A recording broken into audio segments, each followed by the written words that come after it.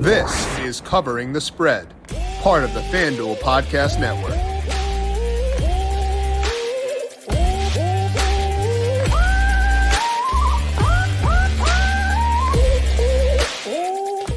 Week 2 of the NFL preseason wraps up tonight, which means we can finally start to look ahead to week number 1 in the NFL. Most teams with just one preseason game left. Training camp battles starting to be routed out. Got some ideas on some injuries for week 1 as well. So we're going to break down my thoughts on week 1 for today. Now, these markets have been up for a very long time, so it's not as if we're getting super ahead of the market, but there will still be movement between now and NFL week 1. I'll run through money lines, spreads, and totals, my models like as of right now, and get you ready for our first look at NFL for 2023. Welcome on into Covering the Spread. That's right here on the FanDuel Podcast Network. My name is Jim Sonis. I am a digital media managing editor for FanDuel Research, here to take a look ahead to week 1 in the NFL for this week and get you ready outlining where I'm seeing value right now over at FanDuel Sportsbook. We'll dive into all that here in just 1 second. But first, a reminder to make sure you're subscribed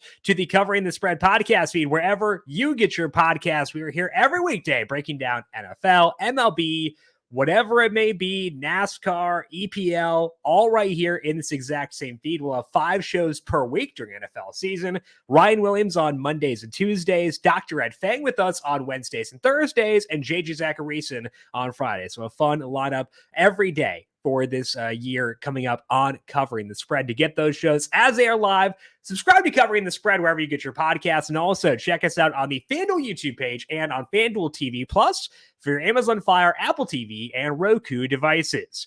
Get ready for the NFL season with incredible offers from FanDuel, America's #1 sportsbook. Right now, new customers can bet $5 and get $200 in bonus bets guaranteed. Plus, all customers who bet $5 will get $100 off NFL Sunday Ticket from YouTube and YouTube TV. Now is the best time to join FanDuel. The app is easy to use, and you can be on everything from spreads to player props and more. FanDuel, official partner of the NFL. Must be 21 plus and present in select states. FanDuel is offering online sports wagering in Kansas under an agreement with Kansas Star Casino LLC. First online real money wager only, $10 first deposit required. Bonus issued as non-withdrawable bonus bets that expire 7 days after receipt. Restrictions apply. See terms at sportsbook.fanduel.com. Gambling problem? Call 1-800-GAMBLER or visit fanduel.com/RG in Colorado, Iowa, Michigan, New Jersey, Ohio, Pennsylvania, Illinois, Tennessee, and Virginia. Call 1-800-NEXT-STEP or text NEXT STEP to 53342 in Arizona.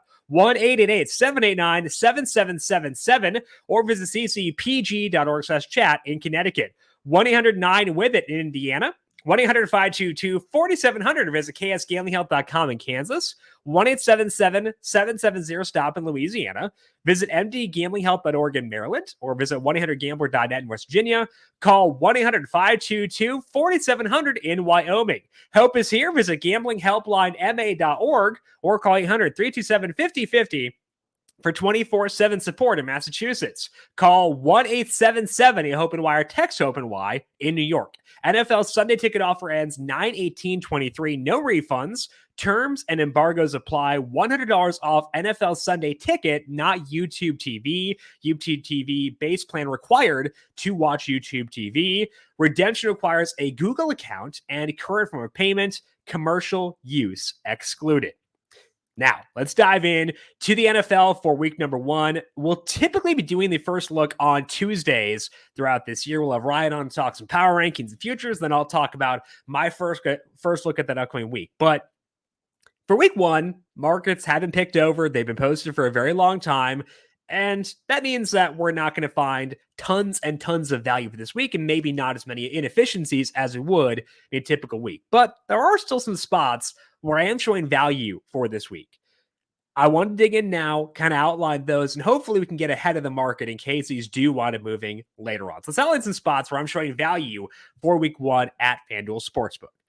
That begins for me with this matchup in the NFC West between the Seattle Seahawks and the Los Angeles Rams. I'm going to take the Rams plus 5.5 on the road in this one. The plus 5.5 is currently minus 110 at FanDuel Sportsbook. The Seahawks do deserve to be favored in this game, but I think 5.5 takes it a bit too far. My model is the Rams as 2.7 point underdogs in this game, in large part because I'm expecting progression out of the offense from last year's disappointment. We saw the offense kind of fall apart. Matthew Stafford entered the year banged up. Cooper Kupp got banged up as well. And the offensive line had as many injuries as you could possibly concoct. And obviously those have begun this year too. Joe Noteboom already banged up for this team, but I don't think this offense is going to be as bad as what it was last year, given they've had enough season to get ready, hopefully rejuvenated Sean McVay as well. The defense, a lot of change over there and a lot of new faces. They do still have Aaron Donald, though, so there is at least that. But it's also not as if the Seahawks on the opposing side are some fantastic defense we need to fear either.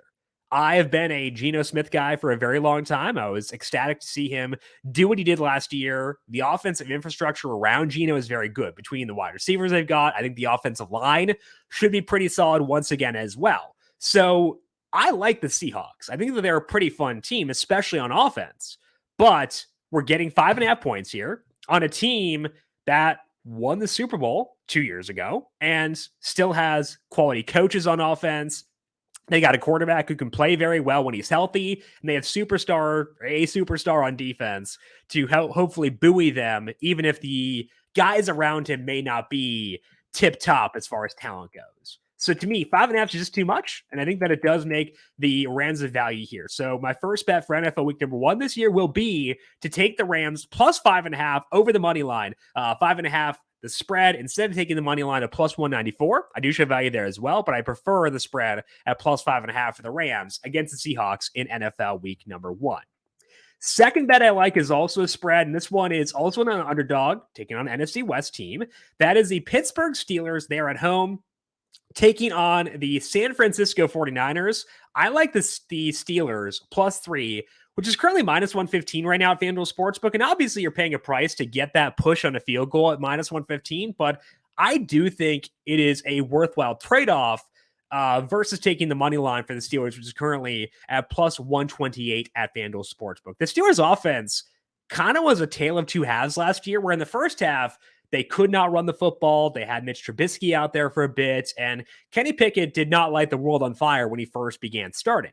Second half of the year, though, they were a lot different. I think that it was some sort of scheme change, specifically that keyed off their rushing offense. It was a lot better looking the second half of the year than it was the first half. So the rushing offense is one thing, and obviously it's not going to be a major factor when it comes to betting because rushing efficiency is not as important as passing efficiency. But the other key thing, the other key difference for the Steelers in the second half was that they were a lot better at moving the sticks on third and fourth down. And I'm talking about this from a success rate perspective. Their success rate on third and fourth down was effectively night and day different in the second half of the year than what it was in the first half. Now, maybe that means they were playing over their heads and were aggressive this year, but I think that by looking at success rate, we're taking out at least some of the variance, some of the randomness that can occur on later downs. The passing efficiency early downs did get better as well, a slight uptick there, but the bigger gains were in the rushing efficiency and the late down success rate. They're facing the 49ers here, obviously a very tough team, but we still have not seen Brock Purdy yet in the preseason after he's coming back off of elbow surgery, so at least some volatility on the 49ers offense as well. My model loves 49ers defense, actually has them projected to be the league's best defense this year, but the Steelers also rank inside the top 5 there, given how good they were once TJ Watt came back from injury in the second half of last year. So it is a lot of projection based on how the Steelers play in the second half in 2022, both on offense and on defense, but I think that is going to be our most relevant sample for a team with a rookie quarterback and with a superstar defensive player who did miss a large part of the first half of the year. Steelers are at home here. I agree with the model that taking the 3 points is the right way to play this versus taking the money line at plus 128. I want that cushion to get a field goal in a game that does project to be pretty low scoring. It's at 40.5 right now, the total. I've got it a bit higher than that, about 41.9, I believe, but I do still expect a pretty low scoring game here. So I'll take the Steelers plus 3 at minus 115, taking on the 49ers in week number 1. The one money line I like for week number 1 is actually in the Monday Night Football game between the Jets and the Bills. The Jets right now are plus 106 at FanDuel Sportsbook, and I do show value there. And if you put this game on a neutral field, I'd have the Bills favored because the Bills are the better team by my model for this year. They're actually still the third-ranked team in my power rankings for this year. So my model likes the Bills, but it also does like the Jets. And I actually, once you account for home field, have the Jets as slight favorites in this game. So the money line of plus 106 to me is pretty attractive. Not only are the Jets adding Aaron Rodgers to the offense, but they also get key contributors back on defense. And that defense obviously had very good injury luck last year, but we're looking at just one game. So injury regression luck doesn't matter as much for a single game as it does for the full season. And they also had bad luck in the turnover department. So I've been projected to rank 6th in defensive efficiency this year because expecting regression for what they did last year as far as health goes. But they finished 2nd last year in numberFire's schedule adjusted defense, despite the fact they had bad turnover luck. This is a very good defense. And the Bills are too. But I think that when you add Aaron Rodgers to a top 5 or so defense, that's probably going to be a pretty good team. Now, the big downside for the Jets is that offensive line. It's been a talking point all through our training camp. But Mekhi Becton played pretty well in preseason week 2. There are, I think, hopes now that he can potentially be their starter at right tackle. Dwayne Brown should potentially be back for week 1 if he can get healthy as well. So if you put Dwayne Brown at left tackle, Mekhi Becton at right tackle, this could wind up being a pretty decent offensive line.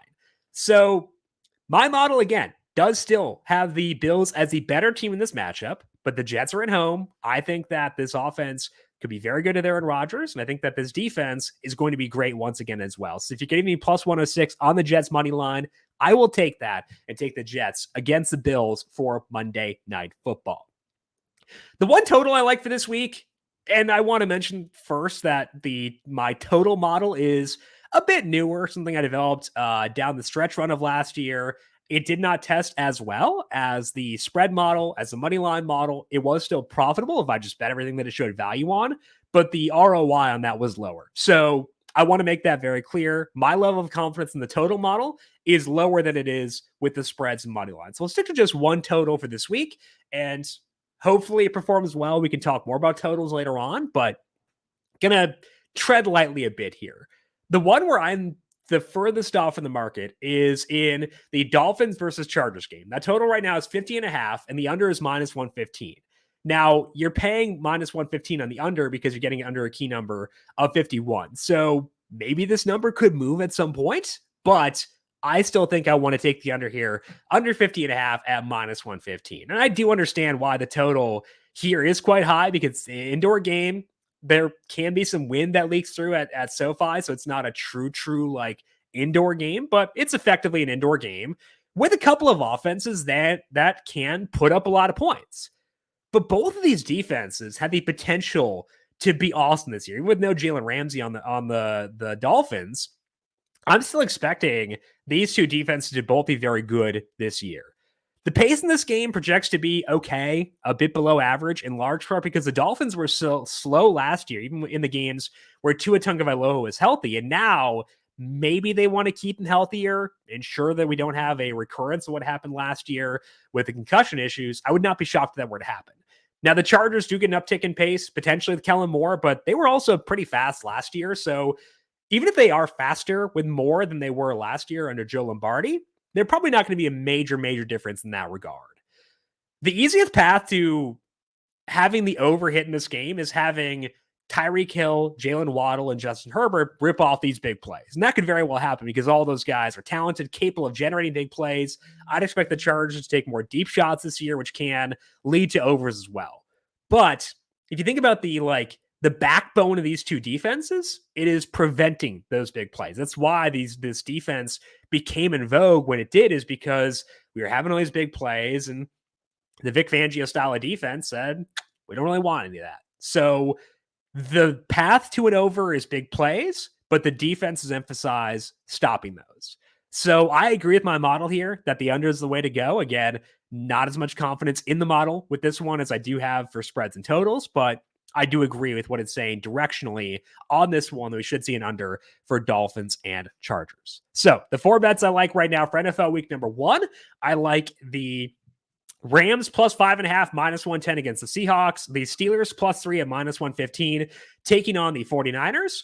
The Jets money line at plus 106 against the Bills, and Chargers Dolphins under 50.5, which is minus 115 over at FanDuel Sportsbook. We're going to talk more week 1, obviously, as we get closer to it. We'll talk week 1 specifically in our first look with Ryan Williams coming up that Tuesday of week 1. And then on Thursday, we'll have our full preview with Dr. Ed Feng as well to get you ready for NFL week 1. For now, though, we got to go back to last week and recap the recommendations for the weekly sports here on the show, beginning with the Women's World Cup. Dr. Ed Feng was our guest there. Talk Women's World Cup throughout the entire event. You can find Ed on Twitter at The Power Rank and check him out at thepowerrank.com. We had talked about looking ahead to a Spain-England final, because this is before the semifinals, so it wasn't set in stone. That'd be the case. And Ed said he was hoping Spain would advance and be an underdog in that game. And if that were to happen, he'd be on Spain in the money line to lift the cup. But once the matchup was set, it was actually booked as a toss-up. So you saw Spain, minus 110, minus 115, minus 120 in that range. So I don't believe we ever got Spain at plus money. So strictly based on that, probably didn't get a bet off for the final, but Spain did win anyway, 1-0. So had a good time talking with Ed about the Women's World Cup the entire year. Had a blast for that. And next time we talk to Ed is on Wednesday, talking week 0 in college football, which is wild to be there already. That'll be with us on Wednesday for the show, talking to Ed. Our EPL guest was Austin Cass. Check him out on Twitter at Austin Cass. He, of course, is a senior editor for us here at FanDuel Research. Austin went 2-0 for the second consecutive week in the EPL side of things. First game was Nottingham Forest to win at minus 110 in 90 minutes plus stoppage time. They were tied 1-1 late in the match. And I thought they were going to draw, so I actually stopped watching it in the 74th minute. But Nottingham Forest had a late sub, and they scored in the 87th minute to win it, and they did cash the ticket at minus 110. They won that match 2-1. Second bet for Austin was on Sunday. He had Aston Villa over 1.5 goals at minus 130, and that bet actually had in the 24th minute. So no drama, no intrigue there. They were up 2-0 then. They scored 4 total goals and won that match 4-0. So Austin, 4-0 so far this year on the EPL side of things. He'll be back with us on Thursday to talk about match week number 3. We had Austin Swain on to cover UFC 292. Check out Austin on Twitter at ASwain3. Headliner here was Sean O'Malley taking on Aljamain Sterling. Austin had the fight ending in round 1, 2, or 3, which was minus 112 at FanDuel Sportsbook. And O'Malley won that match in round number 2. So that bet hit. And a good call by Austin on that one and picking that specific market, given that wasn't super high on O'Malley, but hey, that bet hits regardless of the route to doing so. For the other title fight, Austin liked Amanda Lemos to win at plus 250. That fight went the distance, so at least a good call in regards to that match being pretty tough, but Zhang Weilei did win by unanimous decision there, so no money line for Amanda Lemos. Other 2 money lines were Neil Magny at plus 370 and Andrea Lee at plus 270. Both those fights also went the distance, but it was the favorites who won in both those. As for props, Austin liked Gregory Rodriguez to win by submission in round 1 at plus 360, and Rodriguez did win in round 1, but it was by knockout. So didn't get that one there. He had said Rodriguez might emphasize grappling, trying to get back to his roots, but he didn't need to because he won by knockout pretty much right away. Final one was Marlon Vera by knockout or submission at plus 340. Vera did win, but it was by decision instead of by knockout or submission. So we'll get Austin back on Talks in UFC again in the very near future. Check him out on Twitter at ASwain3, and you can find the UFC Daily Fantasy Podcast on the numberFire Daily Fantasy Podcast feed. My bets on the NASCAR side of things were frustrating. On Saturday, I had Austin Hill to win the Xfinity Series race at 22-1, and Hill definitely had the second best car for that race. Ty Gibbs was better, but Austin Hill was pretty firmly number 2. They had a restart with 2 laps left with Gibbs and Hill on the front row. And I felt pretty good about it at that time. I didn't think he'd win, but was in good position. But on the restart, Sam Mayer was on the second row. He wheel hopped going to turn 1, got into Gibbs. Gibbs spun, and Hill got caught up in the spin. I don't think that Hill would have beaten Gibbs without a spin. So it kind of was lucky in that regard, but unlucky that Hill was involved. I also did have Hill to finish top 5 elsewhere. So he finished 14th because of the spin. Really bothered me. So I'm not sure if I should have won the outright. I think that Gibbs should have won that, but the top 5 bet, missing out on that was pretty frustrating for sure. On Sunday, I had Ross Chastain top 10 at plus 195 and Austin Dillon top 10 at 6-1. Chastain, never super competitive, ran the bottom half of the top 20 or the teens all day. That was kind of a bummer. Dillon, though, was running 11th for all of stage 1. He finished 10th at the end of stage 2, but then there was a late caution that put him in a bad spot. So he was running the high teens toward the end of the race, but then got in a tussle with Kyle Larson on the last lap, and he finished 31st. So overall, disappointing week. I think the Hill and Dillon bets were pretty good, but they did not pan out. So to get close on 22-1 and 6-1, have a good read on those, felt good about, but not the best results there. We are on to Daytona coming up this week from the NASCAR side of things, likely discussing that on Thursday for this week to get you ready for Xfinity and Cup Series out in Daytona. As far as today goes, that's all we got on Covering the Spread. Back with you once again tomorrow, probably talking some baseball, I would guess, given it is a Tuesday. Have a lot of games over there, so make sure you are subscribed to Covering the Spread wherever you get your podcast. Check us out on the FanDuel YouTube page and FanDuel TV Plus as well. If you've got any questions for me, I am on Twitter at Jim Sannes, JimSannes. You can also follow FanDuel Research at FanDuel Research. Want to thank you all for tuning in for today. Good luck to you with your bets across baseball, whatever it may be for tonight. We'll talk to you once again tomorrow for more. This has been Covering the Spread right here on the FanDuel Podcast Network.